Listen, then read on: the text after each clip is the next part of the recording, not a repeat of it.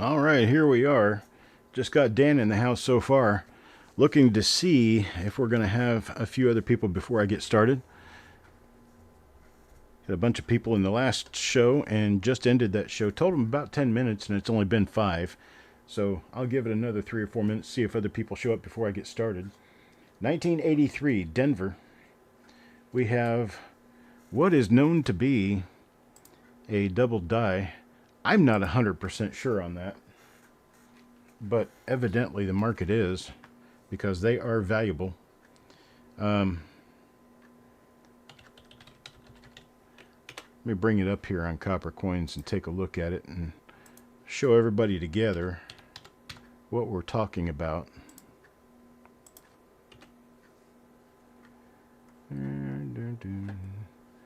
We have it marked as 1983D 1DO number 7. Stop it. There it is down here on the bottom. 1983D 1DO7. Let me go ahead and click into the marker photos. And it has this very long, elongated, doubled ear. And that is what we're looking for. The rest of it's basically just marker information to help you out. But this particular coin is quite valuable. They're quite scarce. Well, and that's sort of kind of what we're looking for here today. Now we have some double dies also, especially a couple that affect the thickness of the date. Right there. Now, I'm not sure what we've got for double die reverses. It's been a while since I've looked, and I don't know if we don't have anything listed for double die reverses. So that's what we have. I really hate the way this Windows does this, moving things around on my screen while I'm trying to get situated. All right, here's the roll.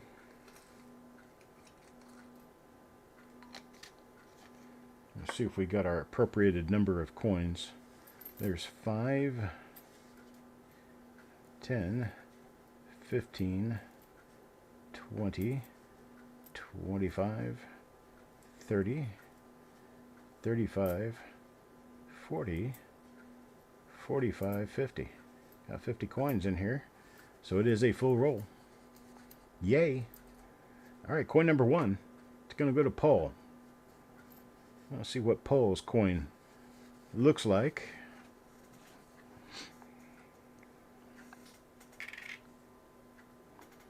And here we start.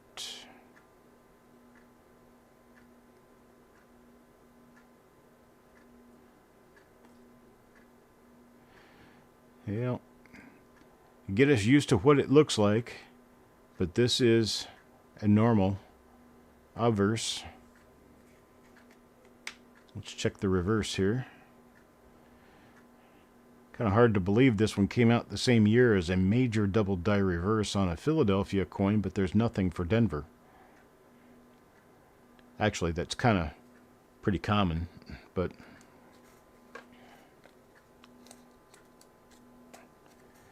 all right, coin number 2. Evolution Revolution doesn't happen to be here right now. Let's take a look at his coin, though. Now this little silvery stripe right here, a lot of people mistake that for a RPM. It's not a RPM, it's actually where the copper plating on the zinc coin split during the minting of the coin. Now the reason that happens, especially around the mint mark and not other places, is because a mint mark was added to the die by hand. And there was a chance that the walls, the vertical parts of the D, would be straight up and down, or even over straight up and down, because, well, the mint mark punch may have not been held 100% straight when it was being punched. And so that will shear the letter, and the die, the cavity of the die over the letter area will shear that copper plating and cut it open, and that's what it looks like. as the coin liquefies and goes around that area.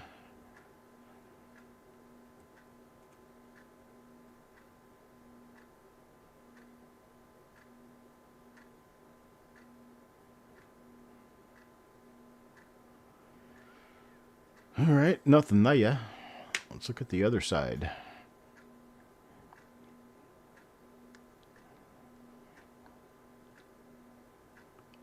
Bubbles. Lots of bubbles. Those are bubbles underneath the copper plating. They're there because of impurities on the zinc planchet. Zinc is not a great metal to be making coins out of. And that is kind of a bad thing that we still make coins out of zinc. The whole thing about minting pennies costing more than a penny is because, well, the coins don't last in circulation. It doesn't matter what the sale price of the coin is once to the Federal Reserve.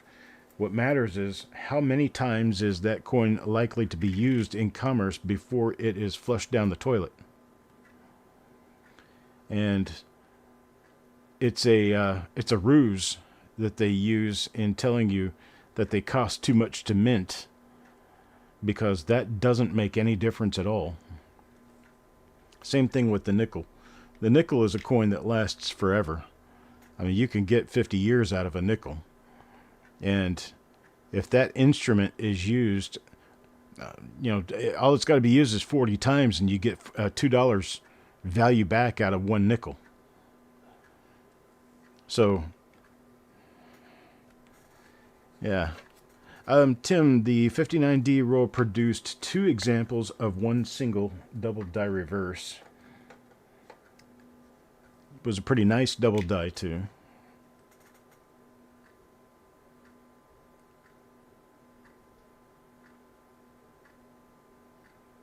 Another, we call them gas bubbles, the little bubbles of little pockets of air that are underneath the plating.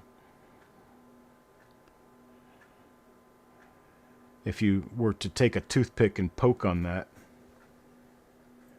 it will probably press downward. Let's see here.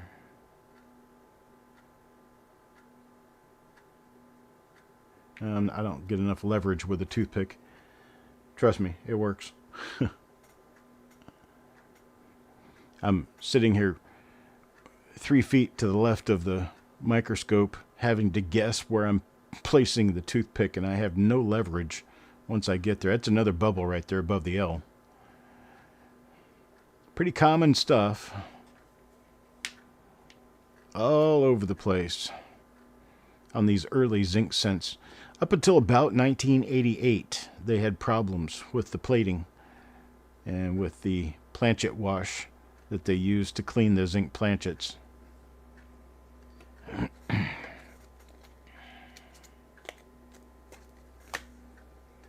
Number 5, tripwit.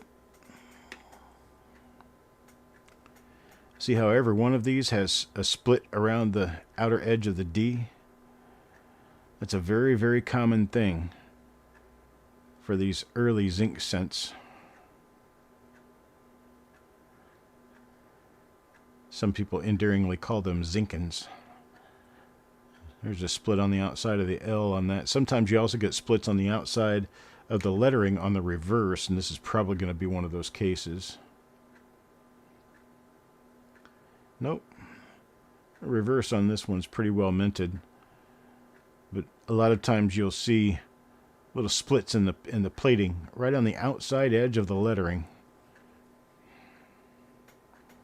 Well, we are falling way behind on time.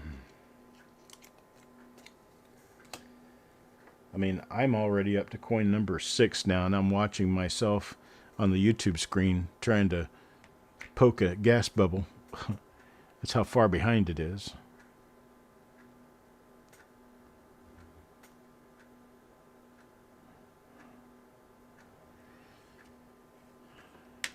Not really finding anything. There's die cracks. 1, 2, 3, 4, 5.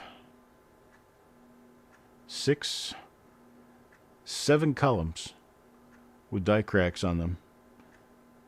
Late die state here.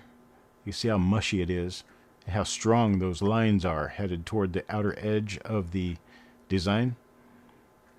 That's die flow. That's what they call that. It's when those steel molecules come dislodged from the surface of the die and start swimming their way outward. As the die is striking coins, it impresses a line, a trench, into the coins, or into the die, which comes out as little ridges on the coins.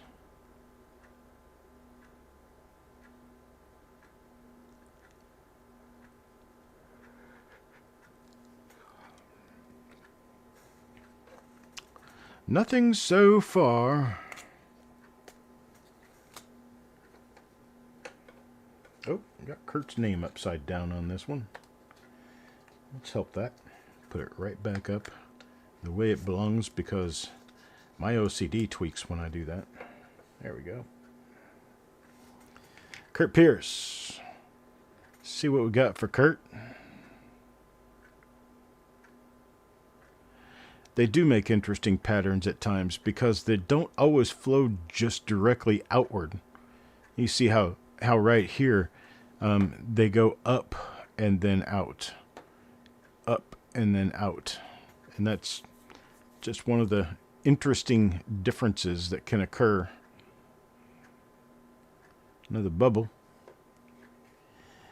Bubbles. I see bubbles. That is what's called a die dot right there. That is damage on the actual die. Actually, both of these are. This right here and this right here are both damage on the die that will repeat through coins that could be used as a die marker.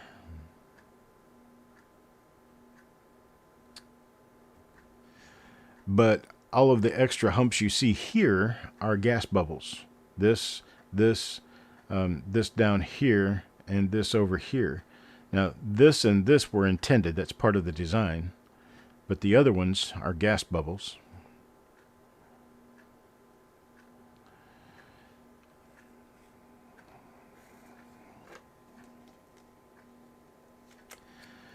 The one that looks like an explosion on the roof, I believe, is going to turn out to be a die clash. If you look at the shape of those lines and you flip the coin directly over and look straight through the coin, at the other side, you'll probably see those lines repeated somewhere in the design on the other side, probably in Jefferson's hair.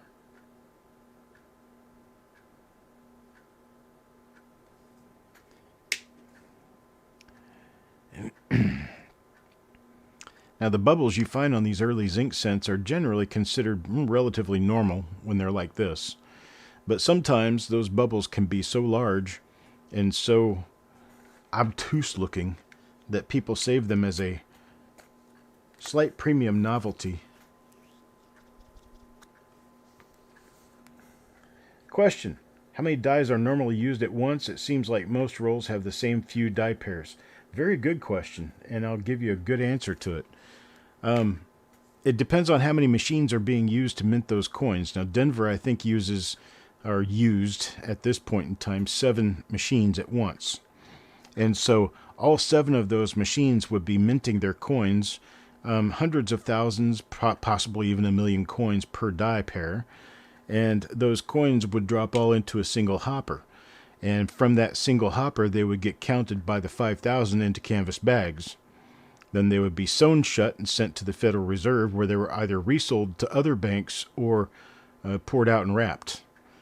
And when you wrap a new bag of coins, you're generally going to find no more than about 10 different dies in that bag, and they get wrapped into the rolls together. And this is one way that you can tell when you have an original roll of coins, because you're going to find repeats of the same die, or same die pairs, over and over again. But yes, generally that's why you have repetition in the die pairs, because typically those hoppers will feed a few dozen bags, and generally you can make that much production in one day with the die pairs that are hanging on the press for that day. And generally the die pairs hang on the press until one of the dies wears out or breaks, and then that die is replaced generally by itself. So they don't replace the dies in pairs. And this, what I'm talking about at this point, is different from what the minting process was back when they minted these coins, because the minting process has changed considerably since 1983. And the way dies are made and the way dies strike coins even has changed.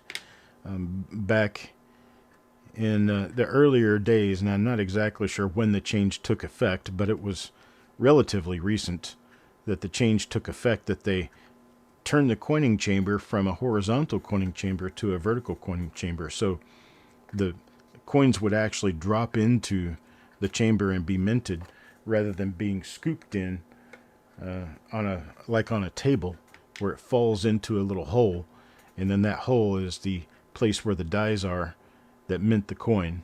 That's the way it used to be. And the way it is now, the dies are standing up and down, where the faces of the die are up and down, and the coin actually falls into that void, that area, and gets minted. They figured out that they can mint coins a lot faster that way, which also is why coins are of much lower quality and much lower relief now than they used to be. They can't mint coins now with the type of relief that we had, say, back in 1913 when the Buffalo nickel first came out. That kind of relief would be nearly impossible to get today.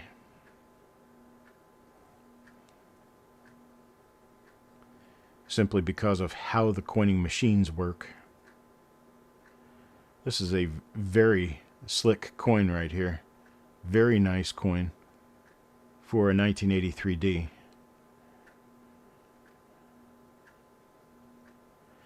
Now, those stripes right there come from the original planchet.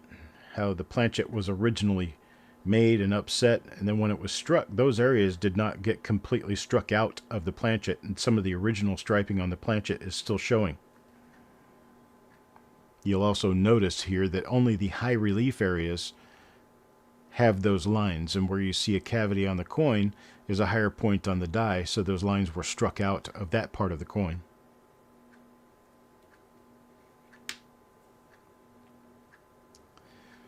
Though the reverse isn't as nice as the obverse was, which does happen on occasion. Actually, who am I to lie to you? It happens a lot, where you get one side of a coin is absolutely beautiful, and then the other side just kind of takes your wind out of your sails completely. Jim. Well, let's see here.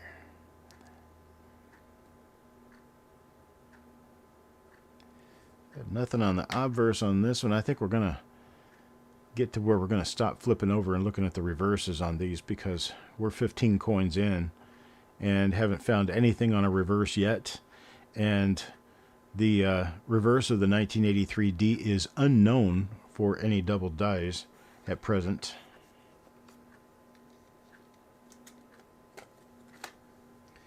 Number 16 now for Dan. Danny D. Danny 8 Toes. What do we got here? That looks a little fat on the outside edge of the 8 there. That lower right part of the 8 looks a little chubby. That could be one of our little minor double dies. Could be. I'll set this one aside for Eric to take a better look at and to attribute and see if we can find a die number for it. It also could possibly be damage. I don't think so, though. That 3, the bottom of the 3 is fat as well. So it does look like this could be a minor double die. And there may be others to match it somewhere in this pile we have. Call it a roll.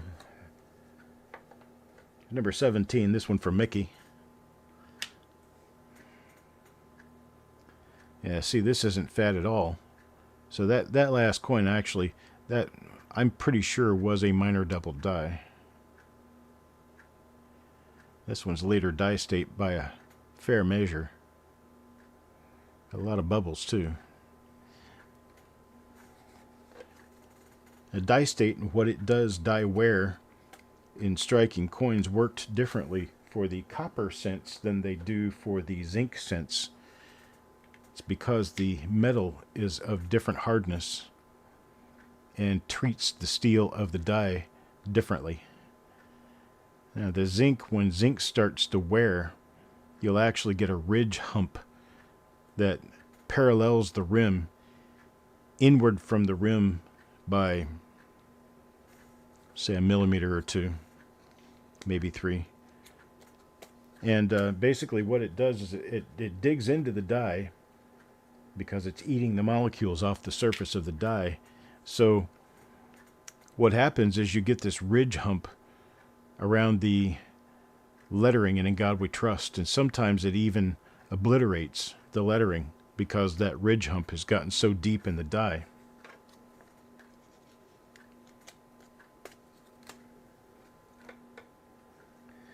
Brad.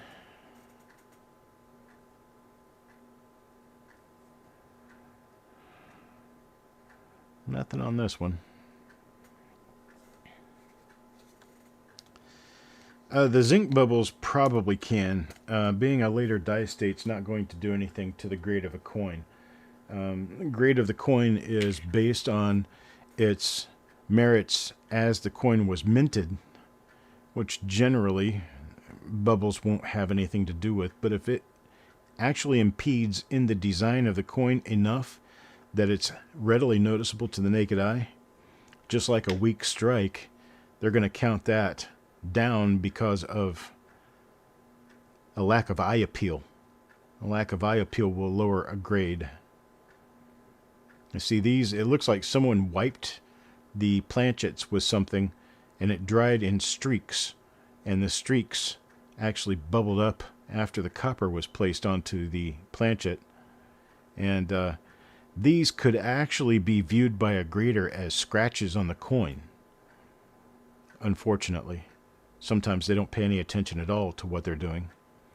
And these could be viewed as scratches on a coin, but they're not. So, yeah, the grading services don't always get it right.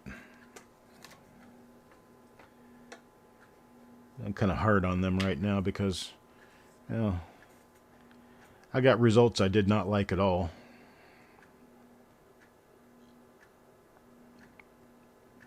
Which were not deserving results. There were a number of the coins I shipped in should have gotten a higher grade than they did.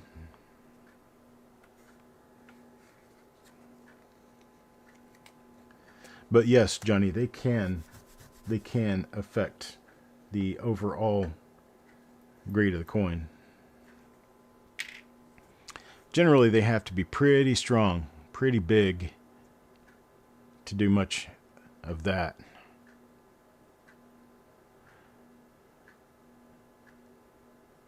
This one could be a double die as well. I got that one sitting out to trigger Eric's eyes and his memory and see if he finds any others in the remainder of the roll. I got some of the rolls picked out for next week already, and I'm telling you, you're going to want to save your extra change, your milk money. So here's another one of them right there. Now that one has been hit on the 8. You can tell it's shining differently. But there is some extra thickness going on there. Anyway, one of the rolls I'll be doing this coming week is going to be a 1957 proof roll. We're going to be looking for double dies in a 1957 proof roll. So everyone who gets their spots is going to get a 57 proof out of that.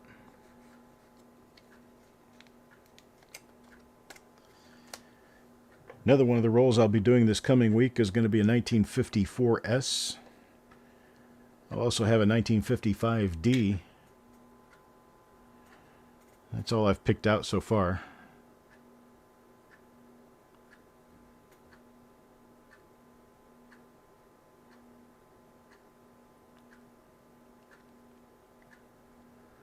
We'll have a lot of fun over the next couple of weeks opening the 5 rolls that we'll be selling on Monday.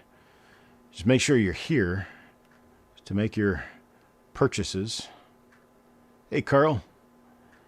Yeah, it's going to be Monday evening, 7 p.m. Eastern Time.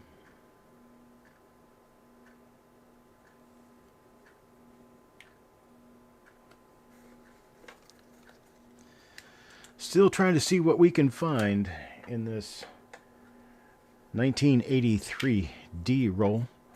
Looking for the big double die. Haven't found any of those. Found what we thought maybe could be one of the minor double dies.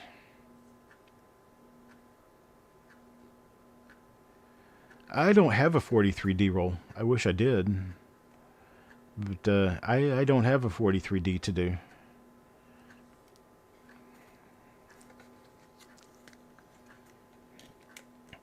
Yeah, 55D has a good chance of having a very nice double die. That's FS 101, DDO number 1. Now, a lot of you folks might be wondering when people start rattling off die numbers, what do those things mean? Well, I'll let you know. Die numbers are generally something that has a particular form for each different authority that catalogs the dies. A number of different people have done it over time, which is why there are different die variety attribution systems. Carl, I appreciate it, man. Have a great day. There is the FS or Fiva Stanton system. There is the Konica system. There is the Wexler system. There is the Copper Coins system, as well as probably 10 other systems that have been used over time that have either sustained or been forgotten about through the years. So we'll rattle down a few of them, beginning with the Copper Coin system. It's only for Lincoln Cents at the present time. I haven't ever done any other coin series, but you will see on the Copper Coin system, when you find a double die or an RPM, you'll see the date and mint followed by the denomination and the type of die variety it is. So it's a DO, doubled obverse, DR, doubled reverse. An MM is a mint mark variety, being an RPM. And then you'll see a 3-digit number follow all of that. And that 3-digit number is the die number for that particular die in the order they were listed. And so every time we find something that's new that doesn't match up with anything that's already in the system, we just use the next number in line, and it gets the next number assigned to it. That's pretty much the way all the different systems work, is you just add another number when you need one. Now the FS system, that's the Fiva Stanton system that follows the Cherry Picker's Guide. The Cherry Picker system was re-authored in 2006 to more align itself with legibility by humans, because their old system became a mess, very difficult to use, very difficult to understand. So when they did it, they used 3-digit numbers, and the series, the 100 series that particular die is, tells you what the die variety is on it. So a 100 is a double die obverse. A 500 is a mint mark, a repunch mint mark. 800 is a double die reverse. And then they have others for repunched dates, over dates, things like that. We don't have any over dates or repunched dates in the Lincoln Cent series, so I don't remember what the what those numbers are. But so if you hear of a FS 101, that is the Fiva Stanton, the Cherry Picker's Guide, double die obverse number 1, FS 101. Now the Konica system has been revamped over the years, and it simply uses 3 letters, 3 numbers after the year date. So you'll have, for instance, that particular double die, this one, 1983D FS101, is the Kaneka 1983 DDO001. 1983 DDO001. Now, the copper coin system number for this particular die happens to be number 7 because we found 6 other double dies before we listed this one. So this is copper coins 1DO007. Would you know it? I found an RPM. 1983 D RPM here. Look at that. That is an RPM. You see the notch in that lower corner? And if you look up here, you can also see a very slight bit of notching in the upper corner. This right here is what I'm talking about. A little bit of a notch. It's supposed to be just a squared off box, but it turns out to be a little notch. And this here on the lower part, a nice notch right there with doubling. So that is that's super nice. Finding an RPM on a 1983D. Don't always expect those because they are quite scarce. That's a good one for Carl. Too bad Carl already walked out. Walked out and shut the door just as we were finding a goodie for him. That's alright. He'll find out eventually. He'll watch this again. He'll see that. The Kaneka system had been changed from the way it had been in years past. The RPM part hasn't changed, but the double die part did. In days past, if you find a coin that's marked with an old die number, you might see something like 104 or a Roman numeral 4. That was back when the die numbers for double dies actually told you what classification of doubling that double die had. So a 104 would be die number 1 on the obverse, and it would be a 4. Class 4 is offset hub doubling. That's doubling to the north, south, east, or west because of an offset between the placement of the hub onto the die between two different hubbings. As they were creating the die, it basically shifted to the left or to the right or up or down between individual hubbings. And one hubbing came way out of alignment with the others. And that's what this 1983 D double die would have been. It would have been a class 4 double die. We still use classification, but it's not in any of the known die numbers at present. Everyone has kind of laid off of using the classification numbers because, well, I would have to say up to 99% of all of the newer collectors, being people who've stepped into this hobby in the last 20 years, don't even understand what the classifications are or what to look for in each of the different classifications. That's something I would like to change with some education. Nice die crack there. The back of the head.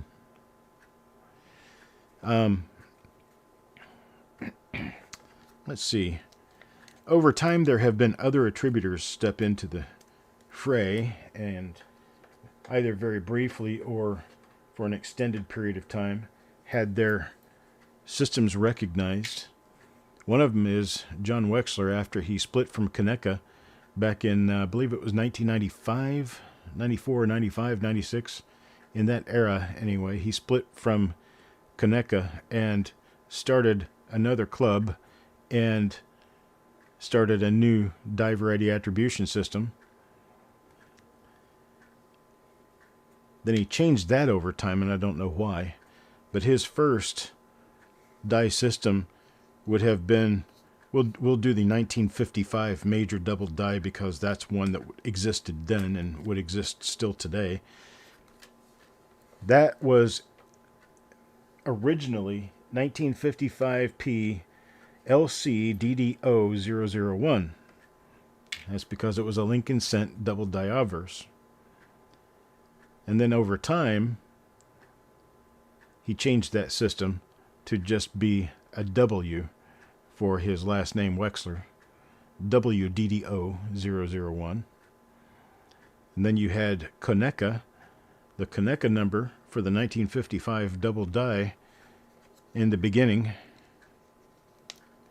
was 1955P10, and then a Roman numeral 1, and the Roman numeral 1 was for a rotated hub double die, which means a die that was placed back into the hubbing press, cocked slightly so that there was a rotation point somewhere near the middle of the design, so that everything on the outside edges of the design was doubled, kind of like how spokes spread apart in a bicycle wheel. Toward the middle you don't see much, but when you get to the outside, those spokes get farther and farther apart. Well, that's why the 1955 double die has doubling all around the outside edge of the design, but right in the middle, right where the ear is, you don't see much of anything. It's because when you spin two things that have the same design that are round, that outer periphery is where you're going to see the most doubling.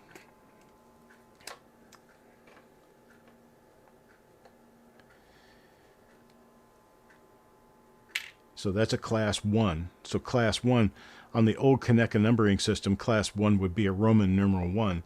They had 8 different known classes at that time. And class 1 was rotated, class 2 was distorted, class 3 was a design change, class 4 was offset, class 5 is pivoted, class 6 is distended, class 7 was modified change to the die, and class 8 was a tilted doubling.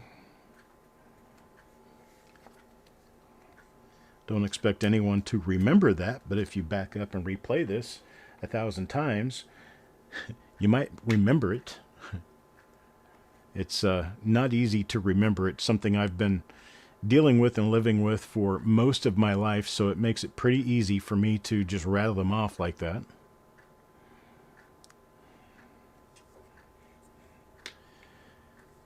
I still use the classification in my listings, and you can see it when you go to a particular die variety. You'll see the class of that die variety in the listing. That's about the only place you're going to see it in my stuff.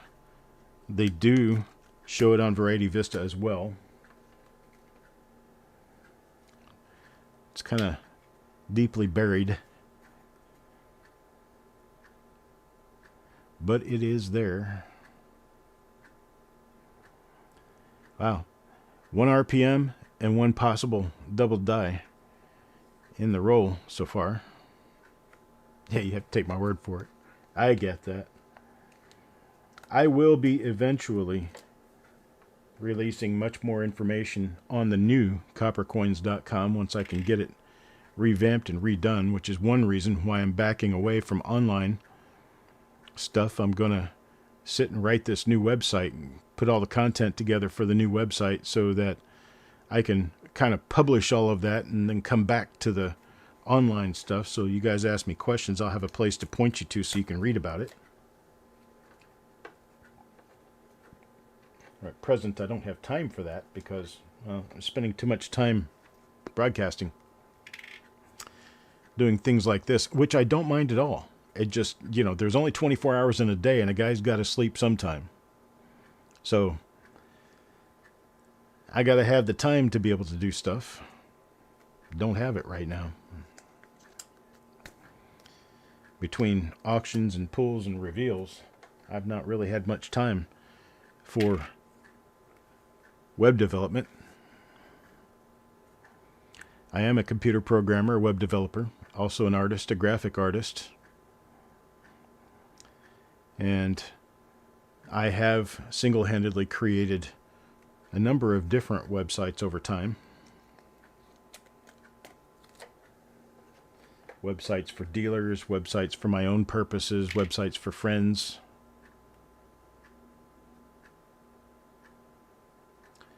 Even did a website one time for my uncle's band.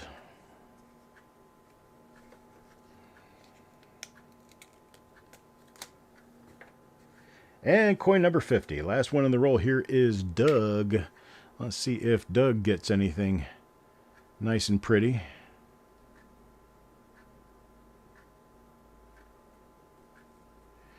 I don't know about that. No, that's not enough.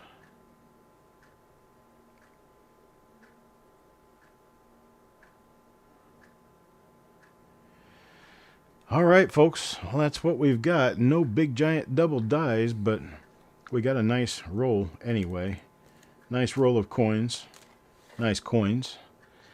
All right, well, I appreciate you guys showing up. I appreciate the ability to be able to teach people in an audience. That's something that a lot of people don't get, having people listen to them enough to actually be able to learn. And so you guys have a great day. I appreciate it, and I'll see you tomorrow with more rolls. See you then.